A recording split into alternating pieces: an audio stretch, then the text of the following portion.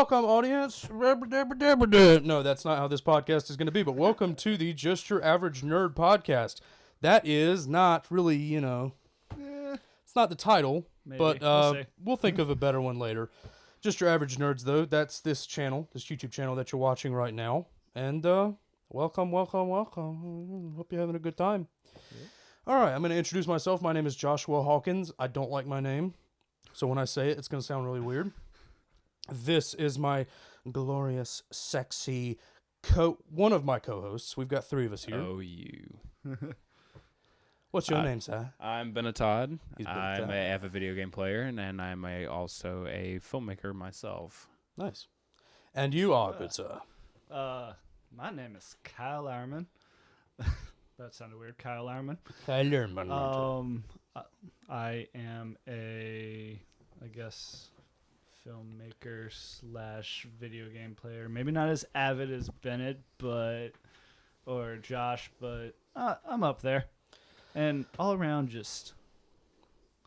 I know random facts. You got a little more Sweet. gold trophies than me. He drinks and he knows things. Oh, Like the podcast. If you get that one, man. it's a reference for you. Wise All right. old man. Now that we've introduced ourselves, it's time to get into what we're all here for. We have a topic for you today that has been a huge hot topic for the last month now. It's been about a month that it's been out, and it's already been through all the phases of a video game's life. Unfortunately, rest in peace. Not for everyone. There are still people that are super really into it, enjoying it, and they're really ready for what comes next. But we're talking today about No Man's Sky, and we're basically giving it a review. Is it a good game? Is it a bad game? Is that even a possible question to answer? Let's throw it to Bennett. What do you think? I think overall it's a good game. I mean, people gave it a lot of shit because they said they were promised a lot of things within the game, and lo and behold, the key developer, I keep forgetting his name. It's Sean Murray. Sean Murray. Mm-hmm. Everybody assumed that they would get this, they can get this from the EA trailer alone. Not the EA trailer, god damn it. The E3 trailer, yeah. They thought from looking at this trailer that they would get everything promised through that trailer, yet Sean Murray never promised those things. Right. He granted he said he would put these things in the game later, like backtracking star systems that he found before. Mm-hmm. But as for base building and stuff like that, he never really promised that. He didn't promise it at release. No. Yeah. Maybe down the line, Mm-hmm. after he gets the player base back up, it'll happen. I mean, I do remember that I think I remembered watching something later on, and he did say that it's a possibility. yeah, it's always going to be a possibility to throw that in there. All it is just a couple more things of coding in there. Yeah. But I mean, these guys are like master coders. These guys are the masters of the game. They can add anything they want at any time and take anything away they want at any time. That's just how video games work. It's a promise of your money to them for, I'd say at least 90% of what they promised. Yeah. You might not get to keep everything, but that's well within their right to take out. And I mean, I haven't played the game myself. So that's one thing you should all know is that my opinion doesn't really matter for much here. Everything that I say is going to be based off of just my observations, things that I've heard, things that I've read. These two, however, have played a crap ton of the game, and they love it. They both love it. Me, myself, I didn't find it worth buying. I just didn't see it being worth my $60. But, I mean, in a way, that's good, because then you have kind of all the different... Yeah. All the different The variants only one and we're missing perspectives is the of it. guy that hated it. And plus, I'm a poor piece of shit. So hey, I couldn't just afford $60 for every game I want to play. If it goes to Redbox, I'm definitely going to pick it up for sure. I did the same thing with Madden 17, and I played it, and I found out that it's just not worth $60.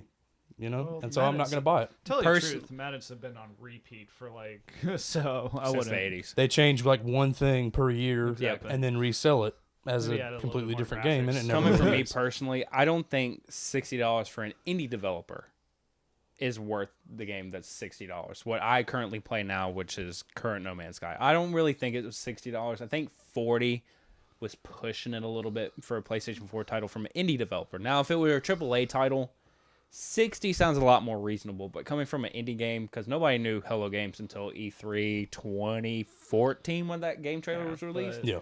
Nobody knew who they were. They just saw the trailer and went, "Oh my God, there's dinosaurs on a planet. I can go to space, and there's no load screens." But like the Information overload. Blah. Yeah, it was just Everything pretty is much promised to information me. overload, and nobody knew what this game was. Now they see the game, and they're like, "Oh, we didn't get any of that." well, the thing is if you really think about it, they are. The reason they could get $60 out of it was that hype. yeah, It's like, it was oh, the E3 they went hype. from oh hey, we might make something, this might get a straight PS4 release kind of thing, free like PS Plus kind of release, to oh shit, these guys, a lot of They're people serious. are interested in it, so hey, let's put that price tag on it. I mean, if you look at the art style and the art direction, it looks like a AAA title. Yep. You know, if no one knew anything about the game, they would not assume it was an indie title. There's no way they would have assumed that Joe Danger was the only other series they've ever produced, and that's a very, very minor title that's only received cult following. Yep. So I mean, that's You mean Beautiful Joe, not Danger Joe? no, it's not Beautiful Joe. It's Joe Danger, I think. Let me see. Let me check this here. I know I checked it earlier. The wonderful world of the World Wide Web. Yeah, man. I mean, that's their only other series is the Joe Danger series. I've never played that either. No, I haven't No, played it. I honestly didn't even. I mean, these guys are basically brand new. They started Hello Games, and I mean, they've worked as video game developers before. Sean Murray worked on the Burnout series. He did a little bit with, I think. Let's see, what did he do here? Let's see. Yeah, Burnout 3 and Black. I never played much of I didn't Black, play but I Black heard either. some people have played Black. Both, I think, AAA titles. You know, the Burnout series has been around forever. And Yeah, then, yeah. unfortunately, Paradise kind of killed it. I don't think people enjoy Paradise very much. I honestly, really I think big I've racing played guy. one ever since they. Yeah.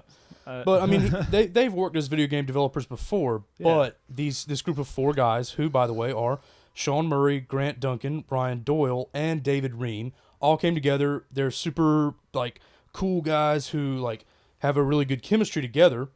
And they're based out of Guildford, the UK. Guildford, UK. Yep. So just a little ways out of London. Yeah. So these are some British mates who love one another and have really good chemistry, and they came together to create their own thing.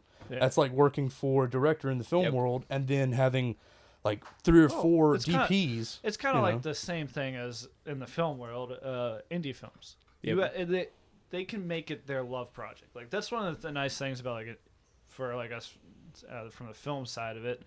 Like looking at it, like if No We're all Man's Sky family. Yep. was No Man's Sky was a film, Mhm. it's an indie. It's a small group of people working, and everybody has something invested into it. Versus like where like you get on the big productions, it's like everybody's there just to like basically to work for the money. Yep. But I mean that's obviously what you can kind of see with the bigger name titles in both the film business and the video game business. The same thing. It's like nowadays, like the whole talk about how Black or all the Call of Duties, how they've gone downhill, or like Madden. It's like they do it just for the money now. Yep. So it's kind of the same thing. all What's about the nice about paycheck. like No Man's Sky is they went out of their way to make this like this project that they loved. Mhm. Well, Sean Murray Versus- also said in an interview that No Man's Sky is pretty much a love letter to all classic sci-fi. If you look at the art style, a lot of it's back to the 1950s and 60s art style of classic sci-fi tropes. And if you look at the characters, you can see that in the models. I'm not talking about pretty much the animals. I'm talking about the character, the alien species, the monolithic type structures, the Yeah. spaceships. They're all classic 1950s and 60s art style. Well, I mean, even just looking at the spaceships, I mean, come on. There was one point you walked in and I just happened to have it on. And it was just like, oh, you got like literally an X-Wing fighter right Yeah. there, minus the X-Wing Yeah. part and all the paint job.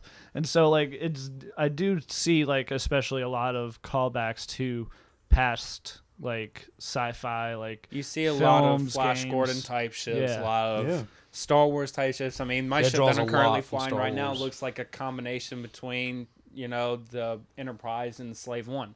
it's a weird combination of ship, but it makes each individual ship unique in itself because it has all those art style tropes in it mixed with different genres of science fiction. Yeah. He even said that when he was growing up, he read a lot of Dune, and I love Dune as a science fiction novel.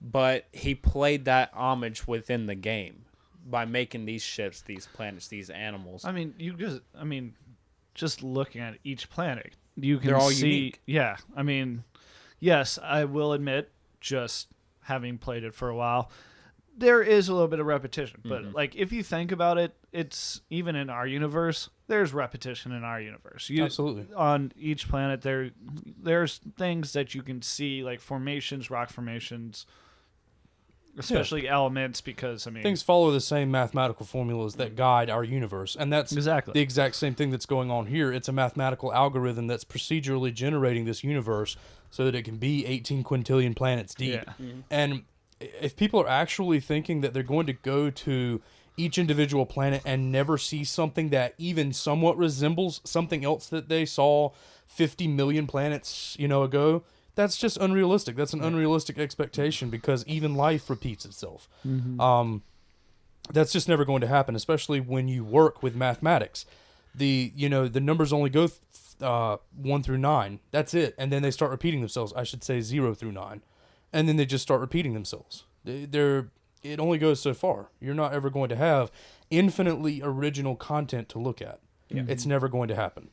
And I think some people just overhyped it as being this almost like a drug, almost like an acid trip where you're never going to see the same thing twice. And it's going to be, I think that the fact that they said that you would never be able to explore all of it, I think that got a lot of people really high. Yeah. The challenge. Which is true. I mean, if there's 18 quintillion planets in one galaxy, that there's no way you can explore. He said that you could explore one planet for 1 second. It would take you, 5 billion years to explore everything in No Man's Sky? It was something ridiculous. It's like that. ridiculous. And it's a ridiculous the number. planetary scale, like, these are not small planets. These are 2-scale planets. Like, it would take you several days to walk around the entire planet. That's spawning just a whole thing. It's like, I made the mistake, which, if you do buy it, never leave your ship, because Lord knows you're not fucked. sure. You're not sure when you're gonna find something. Like, because how it works is they have like little at settlements either there's big settlements where multiple ships can land.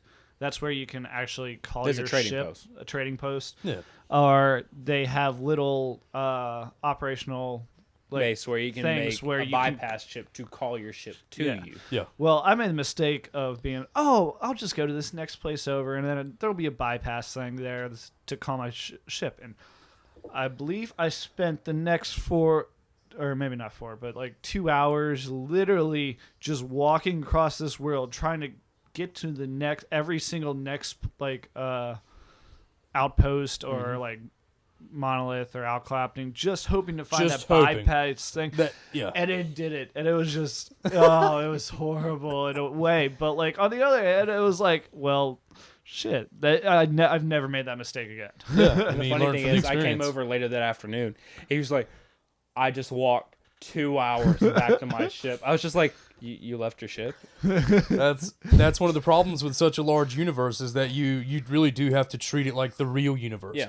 If you were to just venture out into the unknown, into the the You can't. unknown frontier, you can't just leave your ship. You can't just walk for 2 hours away from your ship and think, I'll be able to get back, no problem. I mean, You could technically do that. You can keep recharging your suit by what... By what You materials collect- you are can you find given. collect around around Right. you. But there comes a point where when you're running low on supplies, you're going to be like, because there are certain parts in the planet where there is nothing. Yeah. Because Just it's like desolate real world wasteland. implications. There are not going to be materials all around you. Right. There's going to be barren parts of the There was land. one instance where I flew to the next star system over from my past one that I flew on. That it was a complete arts world, like I was telling you earlier. Where I landed, there were materials. And I was just like, okay, I'll explore for a little bit. I just kept walking and walking and walking and walking, and there was nothing. It was a literal tundra where there was nothing around. And I was running low on supplies. I was like, I'm not going to get back to my ship, and I died. and I respawned right next to my ship. I was just like, I'm not going that way ever again.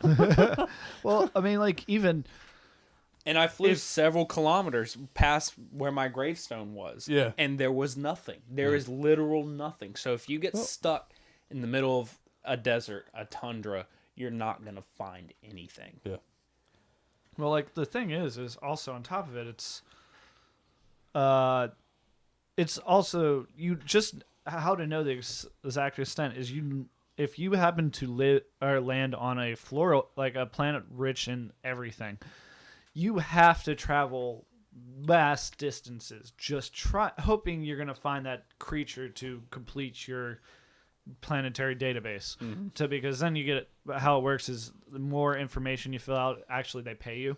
Yep. So You get like credits for it. Nice. so if you complete an entire planet, you get a pretty good stash. It's a of pretty coins. good cash grab. So like the thing is just like having to travel like around the planet to the other side just to find that one creature.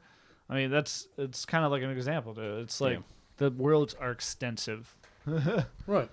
I mean, that's one of the things that, people were promised was that this was going to be unbelievably vast, and they delivered on that. Mm-hmm. And then people turn right around and bite them in the ass and say, well, you didn't give us 100% of what we think you promised, and so we're going to be really acidic and like a snake and just bite you and just, I don't want your product anymore. And Well, I think what everybody expected was a Fallout or like a Skyrim or Elder Scrolls where, you walk over a thing, there's somebody trying to kill you.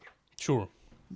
I mean, No it Man's does Sky- happen. If you harvest too many materials, the AI will try and kill you. Sure. But they're easily defeatable. And I think that's one thing that people don't understand is that to get to that point where the robots become more hostile to you, you have to kill pretty much everything in sight and take everything from sight. You basically have to loot and plunder till you get to your tier 5 alert system with the sentries.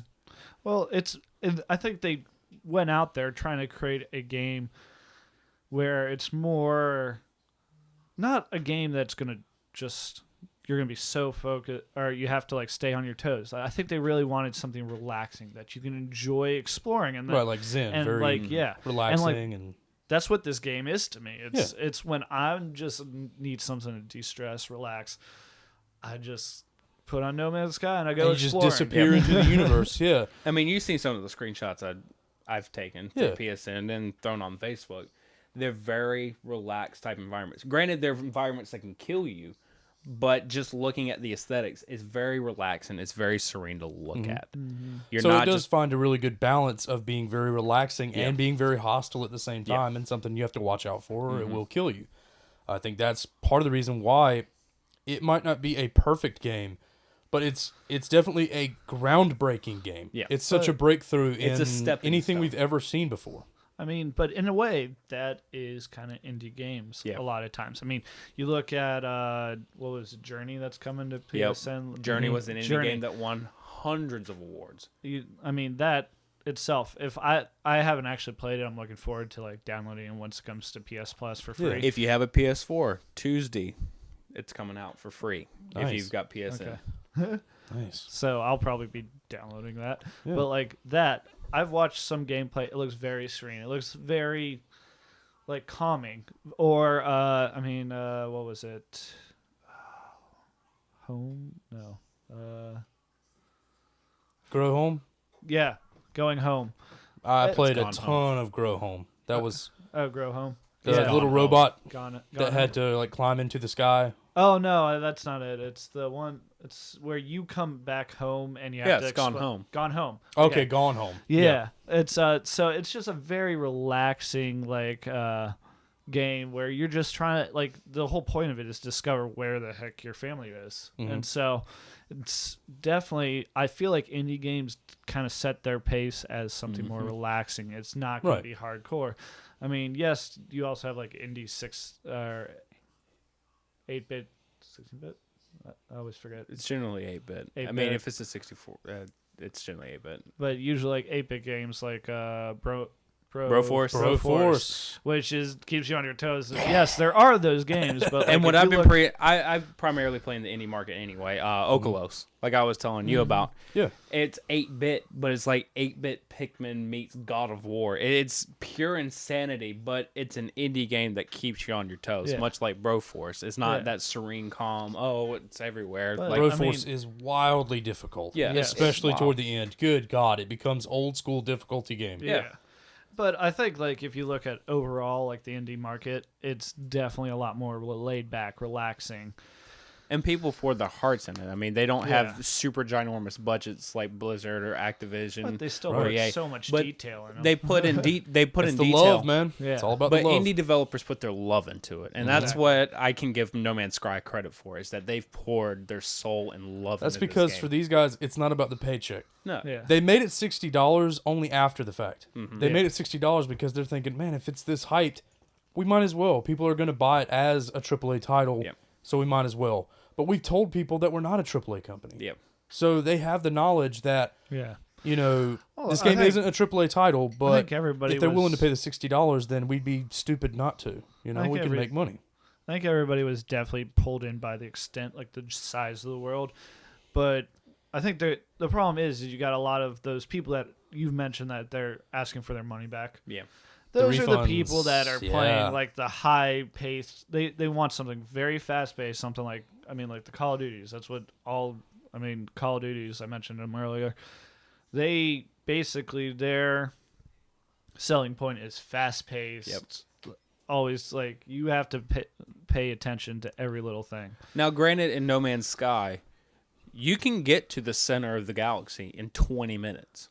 Not 20 minutes, 20 hours. 20 hours you can get to Yeah. the center. Yep. And that was most people's concerns because, yeah, the quest line, they kind of force you on that path to the center. Right. But like I've been telling other people, take your time. Well, there's no rush. This is a game where you don't rush. You take your time. You explore. You just figure out your surroundings. You don't push yourself to the center. And that's the main thing that people kind of got upset about, is because they rushed to the center because they had that mysterious, what's in the center of the universe? We will never know. Well, you look for that little Yeah. animal that's going to spend you another 30 minutes to find, but hey, you get a giant cap And stash. also people were getting mad about that because you had to explore everything and classify everything to get that major cash grab. And not many people have that time to spare, especially in today's market. Yeah, People I mean- want that fast-paced gameplay where they're Well, able it's to, because they have we're that be- fast-paced gameplay where they Yeah. want things to be done ASAP so they can go to work, they can go to school. I was they- about to say, they people are can getting pick up more and their more kids from busy work. every Yeah. year. They just don't have that time to sit down and smell the roses Right. anymore. But It is a game that you have to sink. It's a game that you can sink as much time into as you want to. You're not forced to do anything by anyone. But the thing is, if you really want to experience the game in its entirety, you're going to have to sink at least a week into it. Yeah. And take your time. And take your time. Right. You don't have to see every planet because you're not going to. No. That's just insane. Don't ever try to do that. You'll waste all your time. You'll alienate your family. You'll alienate your work. your fellow employees. universe. It's just you'll alienate everybody in your life. You'll probably lose your job. Don't ever try to see every planet. But you can spend a week, and of course not a consistent week. Yeah. Break it up, but about a week's worth of gameplay to just see things. everything there is to see. And I say that in quotations because you'll never see everything there is to see. But I say that with a grain of salt. See everything that you want to see. And then go trade the game in, or keep it for a rainy day. yeah, You can keep do it whatever for, you like, want to that with it, but couple don't years. demand your refund just because, I don't Because- have base building. well, not only that, but you got your hopes up. You got your hopes up because the game, in terms of the way it looks and the way it felt at first glance, it maybe gave you the wrong idea. I didn't see my dinosaur kangaroo monster thing. I want my money back. But that's the thing is because- that's totally on you though. That's not on anybody Yeah. else but you. As a buyer, as a consumer, you have a responsibility to inform yourself. And if you don't do that, then it's no one's fault but your own if you're disappointed. I don't care how much money you paid. Yep. If Yeah. you're buying, a Rolls-Royce Phantom and you pay $300,000 and you're upset because it doesn't have 7 cup holders, well, maybe you should have asked the dealer in Charlotte, North Carolina, where they have like the only Rolls-Royce dealership in the entire state. Maybe you should have asked them if they had 7 cup holders. It's really up to you to find these things that you want. Yeah. And if they never said anything about base building, but you were really excited about base building, you should have really looked into it and researched, is there base building? Dogs. Dogs. Dogs have now entered the room. Adorable doggies. And now we get, One of them And is now gigantic, we're- by the way. And now our intervention. and now we are just here. Come watch the video for the dogs. Stay Come for on- the. yeah. Oh my god, they got animals now. Come for the video games. It's just and stay not for the nerds dogs. in a room. That's weird. me. Now That's they're mine. cute little dogs. So, okay, I just want to go ahead and say that, since we've talked about it for a while, let's just have closing statements about what each of us think about, in terms of basically, would you say that it can objectively be called a good game or a bad game, or is that completely subjective all the way across the board? It's at least I think so, but I think it's definitely subjective. I mean, to tell you the truth, to really think that everybody's gonna love it. I mean, that nobody's ever gonna love a game, but this game is just the pacing of it, everything. It's just very up to the person who's playing it, what you're trying to get out of the game. Right. And I mean, like I said, I use it to relax. I use it to calm down, just see, take some time out of the world around me to explore someplace. Unless we magically get space exploration for the common man in That the would next be- couple years. That's probably 500 I'm- years down the Yeah, road. But I'm man, never going to be able to go out there and Well, to possibly. think about it, NASA just approved the mission to Mars. Mission for to next Mars. Year. Yeah. Ooh, are we sending people or Yeah. Yeah, we are sending Humans. people to Mars next year. one-way ticket, guys? That's your secondary topic of the day, folks. you One ne- sentence you- about you never it. come- You got it. That's amazing though. Within the last 50 years, 50 especially- years ago we started space exploration, and it's only been 50 years, and we're already sending people.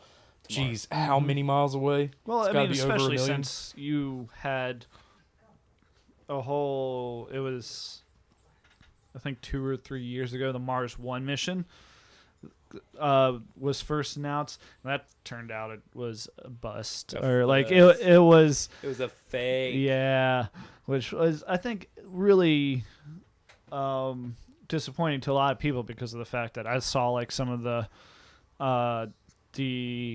videos for applications, and people were just so excited and so behind it, and so ready to throw their whole I mean, it's the final life frontier. away People get so excited just for to it. go do that. I mean, because they basically said is hey, you're going up there. Guess what? You're not going to You're be not able to coming have a relationship with anybody. You're not going to have. I mean, you're going to have a relationship with the people in your little colony thing, but Yeah. you're not supposed to really. You Not can't have a supposed to form wife. You bonds can't 'cause have you're- yeah. So We I have mean, it no was ties. just seeing how many people were so willing just to go anyway. It was crazy, and now we're actually getting the chance to actually send people. That's amazing. We're reaching a really great. We're really reaching a great era in technology, and I'm just hoping For and you praying Destiny every day players, that I don't die This is where we meet the in a traveler. car accident because of a drunk driver or something awful like that. I would much rather die in a fiery explosion because the sun exploded. How awesome would that be? Just the easiest way to go out on Earth. I mean, you're gone like that. You don't feel anything, but it's just so cool to see it come, and you're like, we're here, boys. Yep. And We're going to meet the um, traveler. Shh! Don't tell NASA. So closing statements on No Man's Sky. It is a good game to some, and it's going to be a game that a lot of people just don't care for. Yeah. Because it's not everything they wanted it to be. No. It doesn't meet their expectations. Word of advice, maybe don't get your expectations up in any way at all until you research enough to cover those expectations. Wait for the price to go down. That like also legit, wait for the price to go down. Wait for the price to go down. $60 was a little too much to start with. Wait till it hits about 40, 40? if not $30. Yeah. Like Kyle said, it's really subjective. It's appealing to some audiences, but not to most. Me being a huge sci-fi nerd, I love No Man's Sky, but that's me personally, because Right. I love sci-fi. For somebody who loves fantasy and just wanted to test the game, they probably won't like it as much. Me, I love it. I love the old classic sci-fi feel. I like seeing all the different variant ships, the alien races, the planets. I love it. I've fallen in love with it, even though it didn't live up to the E3 hype. Sure. But that's me. Right. Well, see, for me, it's like I think that's all these indie developers. And by the way, it's not only 4 guys that made the game; it's a team of 15 who've made the entire game. And shout out to all of them, even the little guys, because everybody has an important job. But this group of like 15 people that made this game, I guarantee you that they did not set out to have everyone fall in love with it. No. They set out to not pander, because that's a very it has a negative connotation, but they set out to please the sci-fi nerds, and we're all a little bit of sci-fi nerd. I mean, we all love Star Wars. We grew up with it. Star The Wars, original Star trilogy Trek, is the best, and it always will be, and don't ever tell me different, because that was the first one I fell in love with. Yeah. Even though it was at that point still almost 30 years old, I still fell in love with it as a kid. It wasn't dated to me, because I hadn't grown up and gotten adult eyes and started critiquing everything. I was just a kid who saw a laser sword, and I was like, yes. That was all of us. Absolutely. I'm still an adult and I see a laser sword. I'm like, I want laser beams and laser sword and guy with mask and big old space station. When you're 8 years old, you don't give a shit, man. People are like, man, those movies are so dated. They don't even look good anymore. I'm like, they're not supposed to. Why would they look good now? They're campy No, sci-fi. Exactly. I watched them, and I'm pretty sure that I almost like the look of the older ones better than I like the look of the Nobody new ones. likes the molested versions of it, though. Nobody likes the George Lucas Went back and retouch, remastered remastered. stuff. Yeah. Han Somebody shot actually, I read on. Han shot first. Yeah, Han always shot first. Don't let it be Han shot telling first. anybody else. Han shot first. That's for another podcast, by the way. but, that whole conversation. Somebody posted on Kotaku not too long ago that somebody actually took the original 35 millimeter film and remastered it for Blu-ray. I was just like, That's work right there. and 20th Century Fox was not happy Nah. because somebody I mean- found a blank reel of the original trilogy, restored it. I don't know how many years it took to restore 35 millimeter film to I mean, Blu-ray. You gotta basically, it's basically taking it down frame by frame and Yeah. making sure every frame is there. Yep. I But mean- it was the full feature film. I literally geeked out. I was at a books. It was like a book sale for a local library, and what was sitting there was a freaking one of the original Star Wars packs and I've checked it because I was like, please let it be. And it was like the original pack of like all 3 Star Wars before it was re-edited by Wow. Lucas. And What a I find. still watch that over my Blu-ray collection in Right. there. Now, I've got the DVD re-release when they re-released it in theaters back in 97, 98. But they added just some of the the CGI scenes, not all of them. I mean, they Right. added the Jabba scene and Oh, all please that. no. Don't bring that one up. But needless to say, it was still the same film other than that particular scene. For me, it's like when you're limited by a budget, especially back then before CGI was even a thing. It's like that is part of what makes the film so special is the fact that they had a budgetary limit. Yeah. The fact that they couldn't do these things because of technology or because of budget.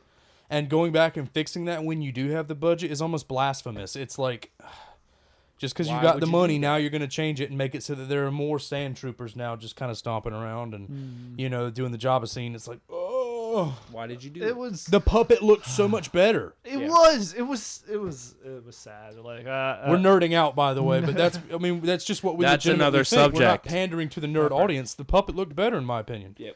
The CG is not good. It's Yeah. it's cheap CG. Well, and it looks you got to not give great. it to them 90s also. CG. You got it. Nowadays, CG, they could probably get by viable with it because of the photorealism. But back in the 90s, no. I mean, you got to give them props. This though. is coming from a visual effects guy, so just Yeah. keep it on the low. I mean, George. you got to give them props for it though. Like, let's Yeah. be honest. That just even to have a CG Java at that time was Yeah, it was almost unheard of, and Yeah. it took a year to render it. But yeah. Well, we have reached our 30-minute mark, and I think that's enough for today because I don't feel like editing an hour-long thing. So you don't get any more content, audience, because I'm lazy. I'm a lazy bastard. No, We just reached a 30-minute mark. I think that's going to be good enough for us. We might go to an hour later on in our career here as podcasters, but 30 minutes is enough to talk about No Man's Sky and how it is neither a good game nor a bad game. It is what you make of it. It is, however, a very large game that has millions of things to see. Are you going to see some similarities? Yeah, but you see similarities in everyday life. They make millions and millions of models of Toyotas, and this and that and the other. There is no such thing as complete originality. Nope. And so we leave you with that. Do with it what you will. Hope we've informed you somewhat about the makers of the game and their beginnings, their origins, and what they set out to do. This has been the Just Your Average Nerd podcast. Better title coming soon. I don't Hope know. you enjoyed. It's a pretty good one. It's a pretty good one. That's pretty good. Maybe if we can find something more. And if you We'll have any see. suggestions for topics, if y'all leave them in the comment section or something. Yeah, or if you have any just tell suggestions us for personally. toppings, it's pepperoni and extra cheese. And I heard you wrong. It sounded like toppings, and I thought about the pizza, and I'm like, it's sitting in there, and I'm gonna get some. But continue. Like I liked that I like that tangent you were going on. Yeah, just the suggestions. give us Yeah. suggestions of what y'all want us to talk about. There's indie game versus AAA, old sci-fi versus new sci-fi, fantasy Or film, music. We're all film students. We love film. Say hello to the people, Zach. Hello, people. That's Zach, our sound guy. That's our cameraman and sound guy. He's doing it all by himself today because he's an amazing human being. But he's a nerd just like we are. He loves film and he loves music and things like that. He loves white girl music, by the way. Yes, I do. Oh, Trashy white girl definitely. music. He's But a Miley, he's a likes Miley Britney, Cyrus bitch. fan. Miley Cyrus. No, okay. 2 songs. Okay? it's Britney, bitch. Okay, so Kyle, do you have anything to add to the closing statements here about the podcast? I mean, yeah, no. I mean, no. I don't know. I like No. beer in my red Jeep. That breaks I down. like your red Jeep too. Anyway, this has been the Just Your Average Nerd podcast. Thank you so much for watching, and we will see you next time.